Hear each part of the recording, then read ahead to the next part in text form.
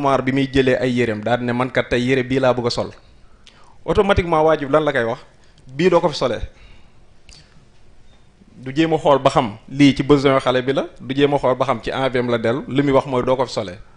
alors que li mu war a def moom mooy même bu dee yëg na ne yére bii kat dëppoowul ak jamono bi ko xale bu waree sol mu jéem a naxtaan ak moom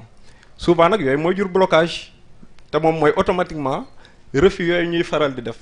mooy jur blocage ci xale ba daanaka li mu waroon xelam war ko di màggee muy mën a def choix boppam muy am problème bi ci topp nag moom mooy yar envie xale ça ne veut pas dire aussi que nga xañ ko lépp parce que sëñ Moussa mooy jàngaloon nañu yàq sa doom ak làkk sa doom bokkul am na ci loo xam ne nii di nga fexe ba satisfaire ko ci te delluwul ci yàq ko mais ci làqu la dellu kon loolu aussi tamit lu jar a bàyyi xel la. am na des questions d'ordre médical mais am na des questions surtout ci wàllu spiritualité rawatina bu ñu demee ba war a fusionner ñetti dimension yi ak conflit bi am ci diggante mutasawwifuna yi ak yeneen catégorie bi donc oustaz. waaw foofu xanaa ñu jéem a tontu rek waaye duñ ko mën bu ko defee Pape Mor moom question bi après xam naa dañ koy jël cours particulier comme ni ñuy jëlee sëriñ bi cours particulier rek mu ñuy gàgganti bu mbir yi lëntee waaye maam Cheikh moom moo ko jiitu maam Cheikh Ahmed Tidiane Diop li mu wax ci ne yenn maladie organique yi mën na am ay remèdes yu mental loolu lu wér la lu sax la te maam moo ñu ko jàngal nee na nit ki am na fu muy toll ci yar boppam ba mën naa def lu ko neex mu lekk mu ne bu paree yaramam mooy trier li mu soxla mu jël ko li mu soxlawul mu rejeté ko mu génnee ko kon bu fekkee loolu mën na nekk ak li ñuy jàngale ci benn xikaaya bu ñuy wax ne Ibnu Sina moom la def Ibnu Sina moom moo bind al qanun fi tibb daanaka livre bu médecine bu gën a mag ci vers les années 1100 1200 daanaka nee nañ Europe sax ci moom moo nekkoon livre de référence bi pour ñuy jàng médecine dañ ne dafa am benn malade mental boo xam ne dafa jàppoon ne moom nag la heure bu yeewoo rek danaan rey leen ma ngeen jël sama yàpp ngeen jox ko nit ñi ñu lekk moom loolu la jàpp ñu yóbbu ko médecin bu nekk psychiatre bu ne ñi yóbbu mënuñu koo saafara bi waa fameem jaaxle ñu ne nañ dem ci Ibnu Sina bi ñu ñëwee ci Ibnu Sina dafa ànd ak ay nit rek ñëw ba ci bunt bi yore paakaam commencé daas ne leen andil leen ma nag bi gaa yi jàpp waa ji indi mu ne tëral la leen ma ko ci suuf ñu tëral ko mu jël paaka bi dawale ko ci yaram bi ñaari yoon ne leen seen nag bi suurul waay nag bi benn nit sax bu ko lekkee du suur fekk malade bi bañ na jël lekk bañ na naan bañ na def dara ba commencé faible Ibnu Sina ne leen il faut ngeen yafalaat ko yafalaatal leen ma ko ba bu suuree ma ñëw soog koo mën a saafara Ibnu Sina ñibbi moom muy jël lekk di laaj gaa yi lekk bu ko defee ci lam doon lekk Ibnu Sina commencé di ci jaarale médicaments yi nga xamante ni moo ko war a guérir ba keroog muy tane moom la mbokk bi tudd que ne am na maladie organique peut-être yoo xam ne boo jaaree nit ki ci xelam ak dal bi muy dal mën nga koo saafara bu ko defee loolu sax médecins yi je crois ñu ngi ciy wax mais débat bi am ci diggante mutasawifuun yi ak ñi tuddee seen bopp ahlu sunna wal jamaa boobu du yomba tranché parce que kenn ku nekk approche bi muy jël la xam nga mutasawif bi dafa am yenn considération yoo xam ne du ko jël moo tax ngeen di tudd te Pape Mor tudd ko léegi fana ñoom dañ koy bañ fana uddaat xam nga ñoom dañ ne la doomu aadama bi ay bëgg-bëggam mooy li ngay njëkk a def mooy nga libre ci riqu shahawaat nee nañu ay bëgg-bëgg dafay jàpp nit ki jaam comme ni buur di jàppee moroomu nitam jaam loolu benn la mu ne da ngay fexe kon ba libéré wu ci joug boobu ci tënk boobu joug boobu ñu la tënk deuxième bi mu ne da ngay fexe ba libéré wu ci say bëgg-bëggu bopp maanaam sa lépp da nga koy teg ci mbiru borom bi maanaam amoo benn bëgg-bëgg boo jiital dans ce cas dafay dem ba nga xam ne yow da ngay jeex ci borom bi loolu la maam tudd na ko tuddaat ko mooy nit ki fi muy demee ba bu xoolee sunu borom ne ko yow gisoo man maa gis maa dalal abdu yataqarrabu ilay bin nawafil loolu mooy loolu bu ko defee boo fa demee da ngay am fana bu ko defee xaw ma nan lañ koy tuddee nag boobaa symbiose mooy am xaw ma harmonie xaw ma synchronisation mais ñetti pôle yëpp bu boobaa dafay fondre bu ko defee bu sëriñ dikkee dina ci gën a indi ay leeral. am na solo am na beneen question moom ne sañu ma ko tëb mu ne wax nañu ci besoin envie yëpp ba mu des bu esprit waxul bu mental bu esprit la wax donc kan mooy seen tontu ci question boobu. oui on a un socio-psychologue un psychosociologue. waaw yaakaar naa. waxul mental de. esprit la wax. c'est-à-dire ci xel la yem. waaw xel ci yeneen yi. xel de je pense bien que ci sama biir wax sax sànq wax naa ko. wax naa ko de su ma juumul. parce que wax naa ne baatu éveil xel dafay soxla éveil te moom mooy ubbeeku boobu noonu ma tudd man dama jàpp ne loolu moom mooy besoin am parce que dañ koy xool ci nit rek ci dimension physique am.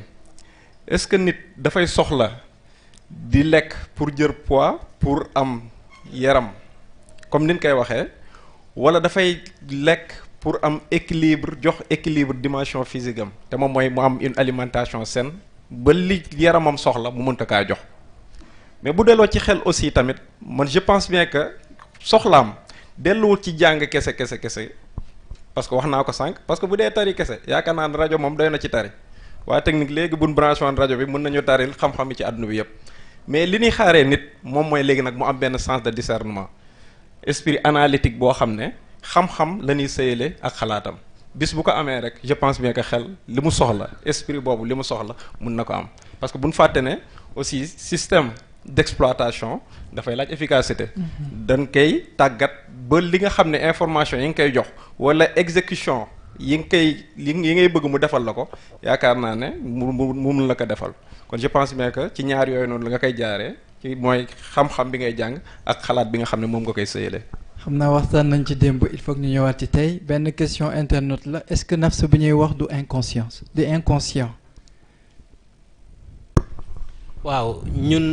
dégg-dégg boobu lañ ci am waaye loolu sunuy recherche personnelle la parce que dañuy jàpp ne li ñuy tuddee le ça le moi et le surmoi mooy li dellu ci an nafs al amaara bi suu te bu fekkee nafs amaara bi suu ni ko sëriñ bi jàngalee ci kuuru lënd bi bu dee nafs amaara bi suu bi li muy méngool moom mooy inconscient bi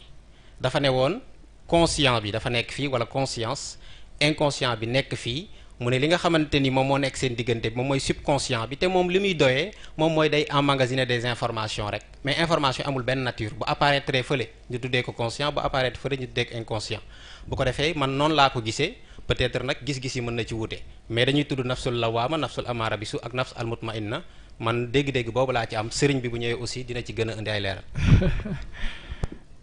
sëriñ bi xam naa ne dina ñëw après. ñu woo Mamadou Lamine Cissé bu ñu paree jox tonton Serigne incha allah Mamadou Lamine Cissé.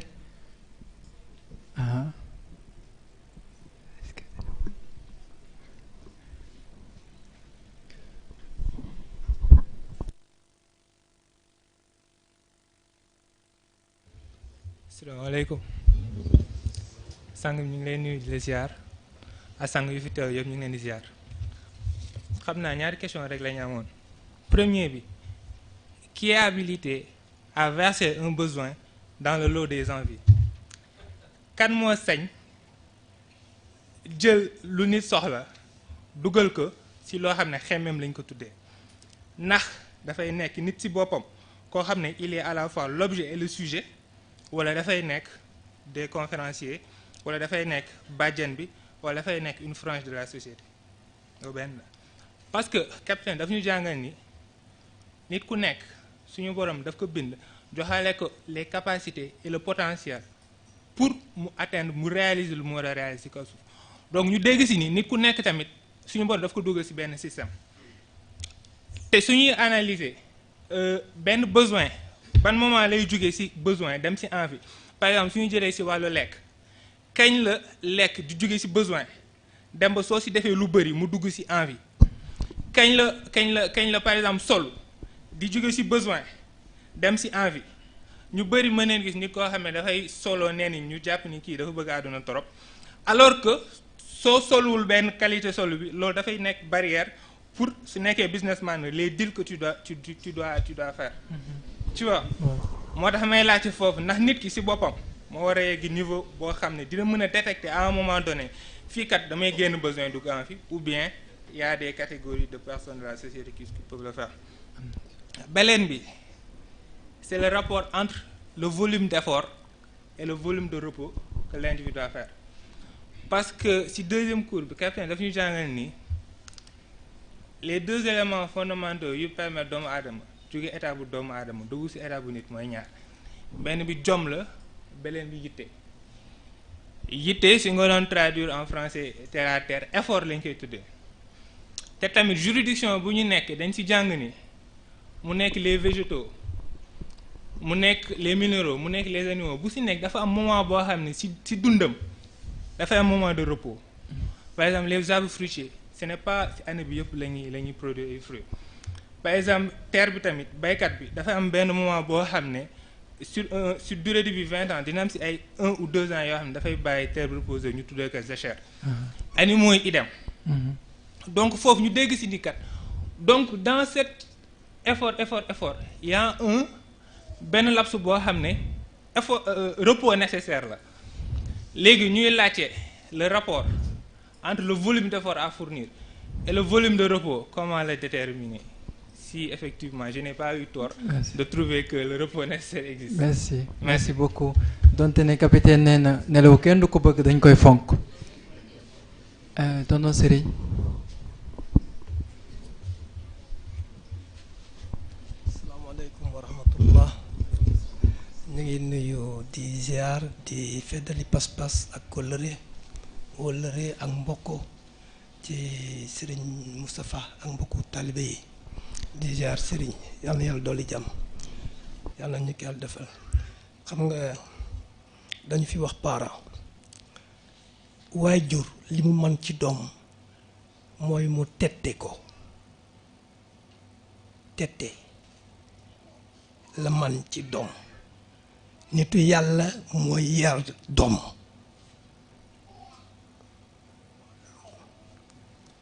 mu indi li ñuy wax bu yàgg ba léegi physique mentale spiritualité dafa mel ni ngeen ko indee fii tey am na solo trop ci ni ngeen ci déggoo waaye yëg naa ni économiste bi il est frustré ndax li ñëw ci mbiram indi ko bariwul waaye moom tamit ku xam boppam la parce que dafay gaaw rek ni yéen wax leen ku am solo la te dafa am lu sëñ Cheikh wax mu ni teraanga yi suñu boroom jox nit ëpp na nit mu ni wante joxul lu ñu yàq nag te fan yépp may dégg ay Inde ay Chine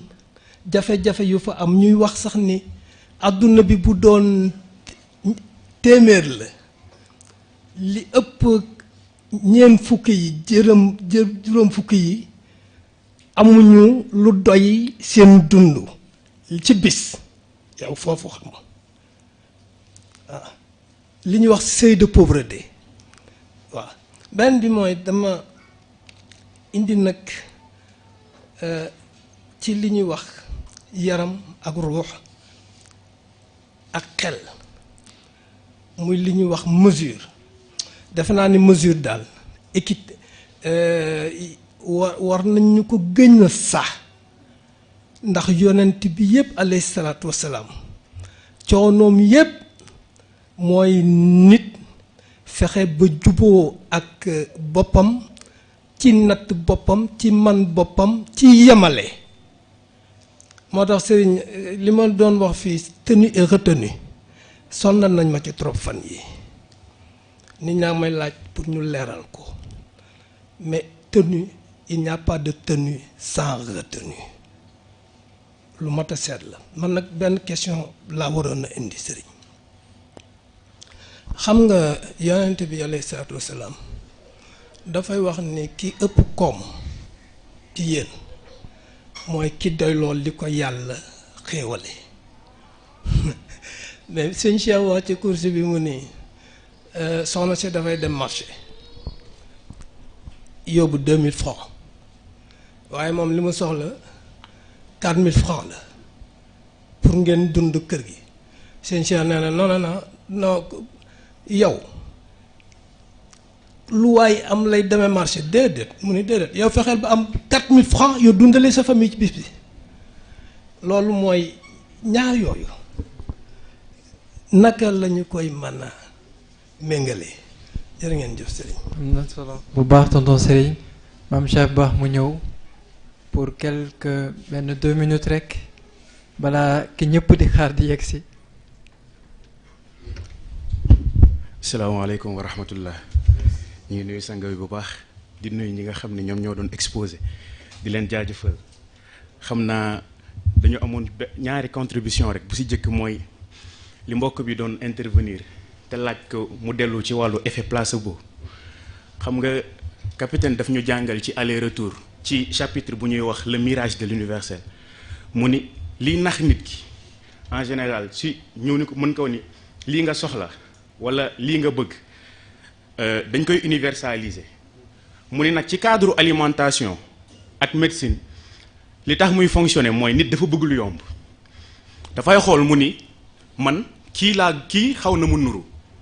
comme lii marché na pour moom dina marché pour man mu ni li tax muy marché la plupart du temps ci cadre médecine mooy bu ñuy defar garab bi nekkul pour saafara nit ki mais dafa nekk pour saafara métit bi ci nit ki comme que garab bi dañ ko defar nag pour mu saafara métit bi ci nit ki looloo tax mu mën marché pour keneen pour kenn marché aussi pour keneen parce que ñoom bokkuñu métit bi ñoo la ñu bokk mais ñoom nit yi bokkuñu donc xàmmee boobu noonu moom moo ci am solo ci chapitre mu développé ci chapitre mirage de l'universel donc buñ ko liiree mën na am ñu gën ko comprendre beneen bi mooy moo ko bi tudd ci li mu laaj comment naka la ñu mën comprendre comment mettre un frein sur sa pensée mu jàngaloon na ci tamit lu am solo te mooy nee na ni nga ko mën comprendre yomb na da ngay fexe ba doo nekk di xalaat ci loo xam ni bu ñu la ci fekkoon ren ba dëwën doo gis mu amal la njëriñ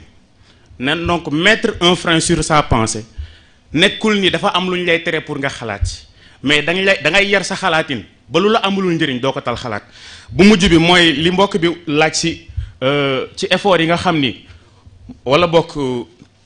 proportion bi war a nekk entre effort yi ngay fournir ak temps de repos bi nga war a def yaakaar naa tontu naka capitaine tontu naka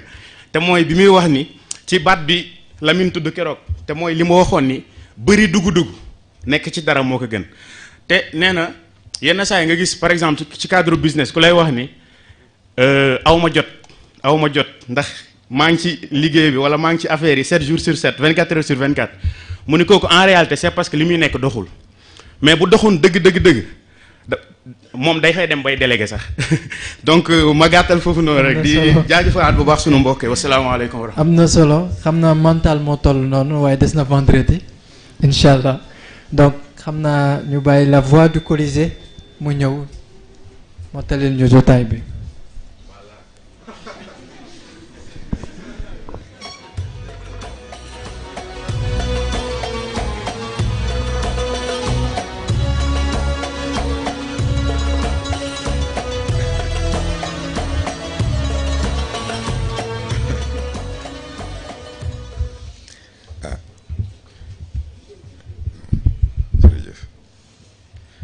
asalaamaaleykum wa rahmatullahi taala wa barakaatu. waaw maa lànk da ngeen di jël question yi neex yëpp nga ne man rek ngeen koy jox seen wàll nag ci koor lañ nekk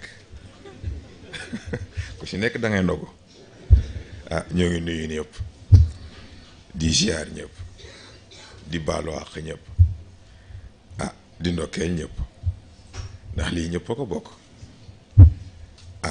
moom de niñ ko waxee ci lundi bi rek mental moom def ci sujet bu passionnant bu ñu passionné itam moo tax xëy na sax bëri na yu ñu posé waaye boo seetloo ba ci biir c'est la même question perception yi ñooy différent sànq rek lañ koy waxtaanee xam nga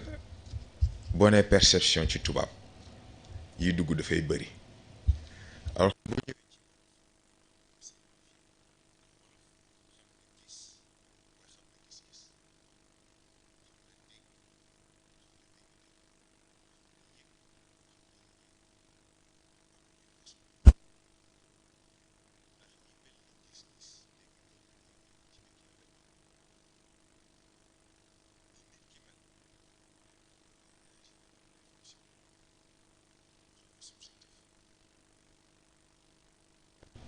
ci li dépendre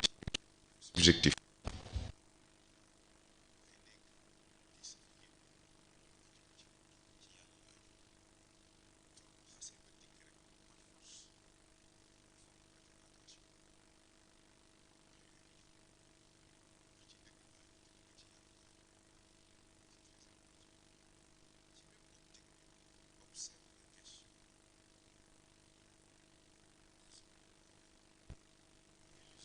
Après là, c'est pas important.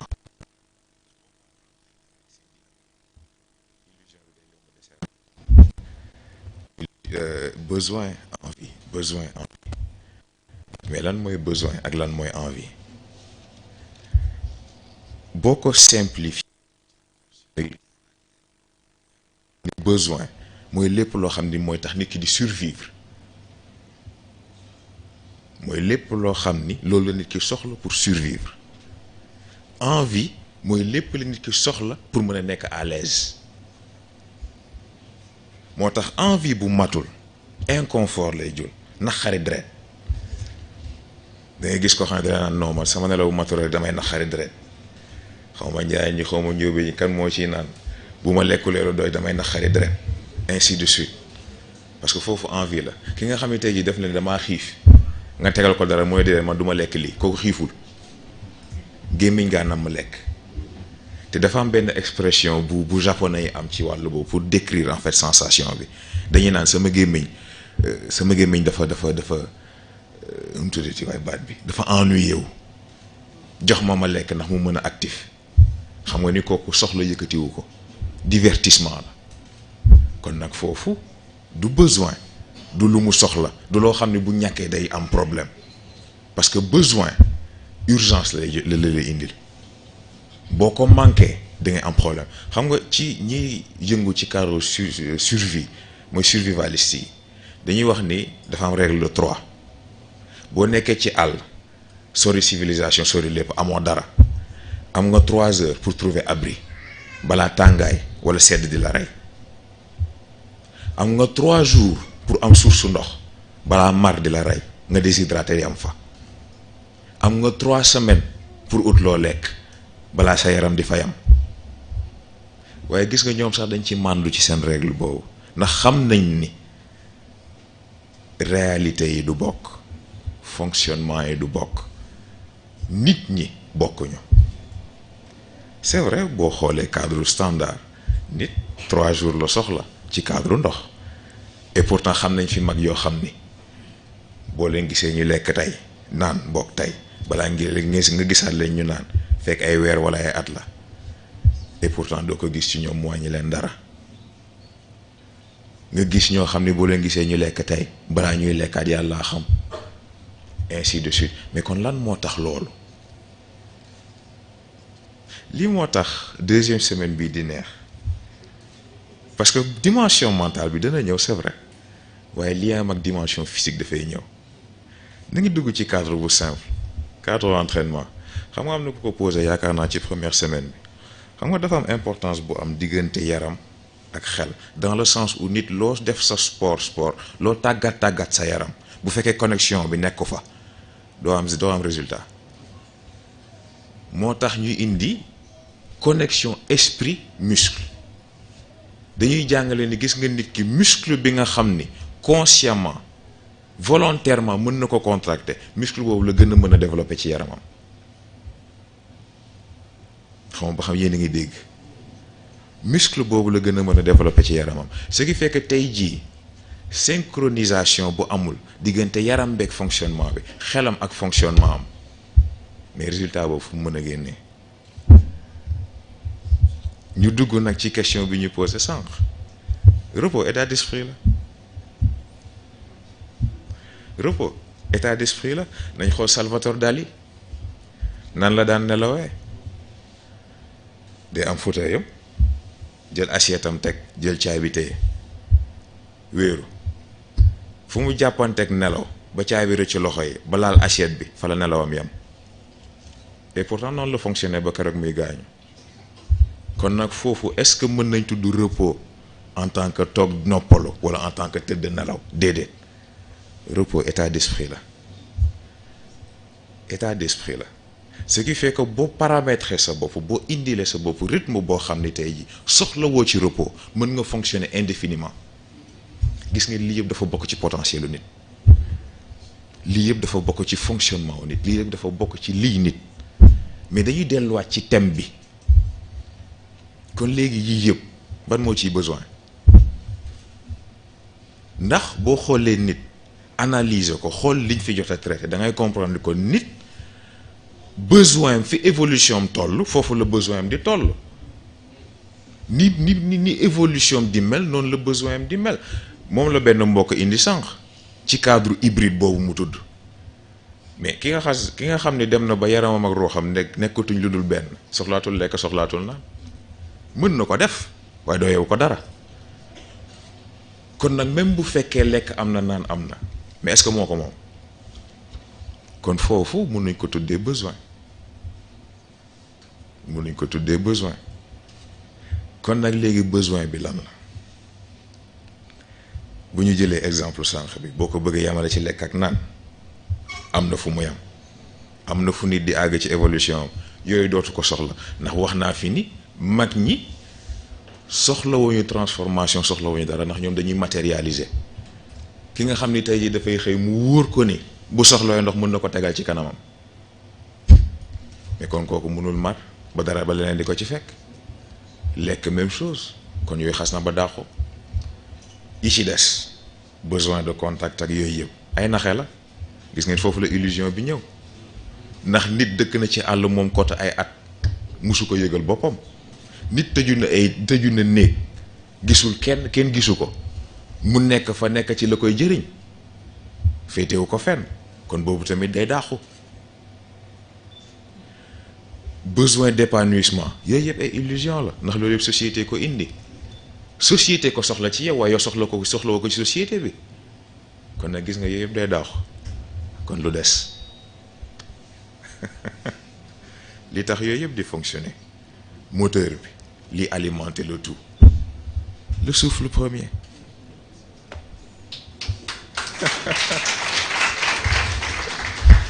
le souffle premier yàlla kot ndax yàlla boo ko amee am nga lépp ni ko Serigne Cheikh waxee mboq ak dund bokkul boo amee yàlla moo am mboq moo am dund boo ñàkkee nga jox ko sa bopp defal na la lépp boo waree am nga boo warul am nga loo soxlaati mënatul nekk waaye it niñ ko waxee woon nit ay palier la ay dimension la évolution la ba léegi ay niveau forox la c'est extraordinaire ci même dynamique boobu yaakaar naa am na question bu ñu posé ci lu mel noonu volonté kon fu muy dugg mais volonté déggu ko yomb na ndax sax même balaa du ñuy dugg ci volonté dafa am question bu ñëw ci lundi bi maa ko tey bañ ci wax ndax tey la gën a actuel gis nga bu ñu ne besoin ne envie perception dafay dugg parce que perception mooy définir lan mooy besoin lan mooy envie mais kon malade mental bi ñu tudd fu muy dugg moom dof mooy lan dafa am li nit di woowee dof waaye man dafa am lu may wax damay naan nit munoo àgg ci yàlla fekk alcool waaye ban alkande nit ñi wala alkande yàlla dafa jar a bàyyi xel ndax nit dana la xool xeeb la def la inférieur fekk ni yow foo toog yàlla la fa wéttali moom mën na war ne dangaa torox mën na wax ne dangaa alko waaye ci yàlla yow noo toll nit di nga yore alal gu nekk di nga yore daraja gu nekk nit ñi foo dem ñu wër la et pourtant ci bëtu yàlla kenn gënu laa alko kon nag bala alkande la cadre bi tamit foofu lay dellu ñoo ngi wax malade mental kii wérul et pourtant c'est un simple problème de perception ni ngay gisee àdduna ak ni mu koy gisee bokkul donc waaye ba léegi ci bëtu yàlla yéen a yam. dafa fekk ni réalité yow bi nga ko bëgg a àttee ak réel bi yàlla tëral dafa bokkul. kon nag tribunaux yi duñu bokk, juges yi duñu bokk, avocats yi duñu bokk. foofu dong la dellu. moo tax ku jàpp ni ay inférieur lañ da nga xamul li xew. ndax bëri na kuy dox ci mbedd yaakaar ni yaa wér fekk ne kenn gënu laa dof. maladie mentale nekkul problème mu kuy sol ay sagar. bëri na kuy sol costume kenn gënu laa wéradi. nekkul problème mu sangu nga ak sangu woo loolu problème mu hygiène rek la. ndax hygiène de vie dafa am, hygiène de pensée dafa am, hygiène d'être dafa am, waaye ku si nekk ak li nga jàppee muy set loolu dong la. waaye dégg la laaj wax ji nag léegi illusion boobu kan moo ko nangoo abattre boobu ngeen baal ma kan moo ko nangoo abattre. ndax dañoo topp société lim tëral, topp société vision, topp li société bëgg ba kenn xalaat ba kenn nangootul xalaatal boppam. même bu ñu seetloo yi ñu indi ci exposé yi foofu la dellu. lan la société wax, lan la société d'accord, lan la diw wax, lan la diw d'accord, ainsi de suite. waaye est-ce que nangoo nañ dellu ci centre bi te mooy équilibre bi ñu soxla ci nit. c'est très important. moo tax lu jar a bàyyi xel la. ah xamoon na ba xam foofu laa koy daw gëm de. ah guddi na te mbir yi moom xam naa ni buñ ko doon topp atit du tax liñ bëgg a traité yam ñu traité ko. waaye xam naa boobu ak léegi jot ngeen a seetlu sama logique ci mbir yi te mooy du ma bëgg a indi lépp. non seulement ndax bëgguma ngeen guddee ndax seen temps dafa précieux ci ñun, waaye dama xam ni boo bëggee traité yépp vendredi ñu xëppaat la lépp. moo tax bu dul tey it di boobu loolu rekk ci nekk. bu ci nekk rek dañuy traité li ñuy mën a traité ndax it gëstu dafa am solo te ku am loo xam rek ci gëstu nga ko jëlee. yàlla du joxe ci lu gratuit noonu mukk da ngay sonn mu fay la ba mu yëg ci yow mu investir ñaari yaa am. kon nag niñ ko waxee rek bu dul tey rek di vendredi incha allah xam naa moom sujet bi moom bëri na ay fans waaye noonu la toll ndax complexité wu nit moom moo demee noonu. foo tuddee xel te indi woo yaram problème am waaye foo indee yaram te indi woo xel problème am ndax ñaar yi ñoo njëkk a ànd. bu ñaar yi àndul munoo xalaat a comprendre ruux ak ni muy doxee munul nekk. kon nag pour tey ñu yemale ko foofu ba vendredi incha allah. wasalaamualeykum wa rahmatullahi taala wa barakatuh.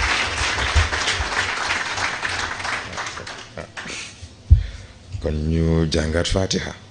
fala xeeg naa salaatul fatih ñu ñaanalante ba beneen yoon incha allah bismillah.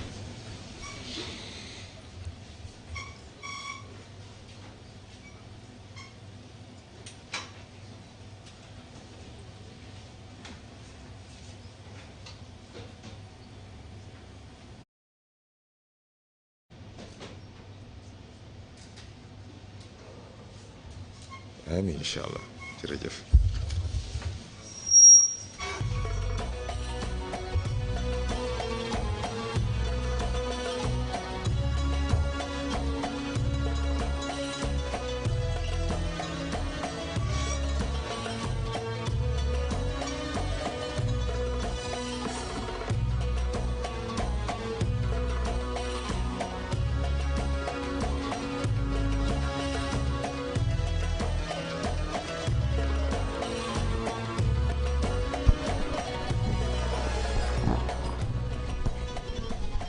na ñu fàttali leen ne Colisée de l'éveil bi dinañ ko tegaat Mourchid TV ci suba sa donc suba à partir de 17h20 ñun tamit ñu xaar continuer di suivre ci plateforme yi ñu am Facebook YouTube Instagram ak Twitter gën a abonné aussi pour mën a continuer di suivre Colisée de l'éveil bi. vendredi incha allah thème bi ñuy am mooy la dimension mentale un labyrinthe familier yàlla nañ ci yegg ak jàmm waaw incha allah jërëjëf.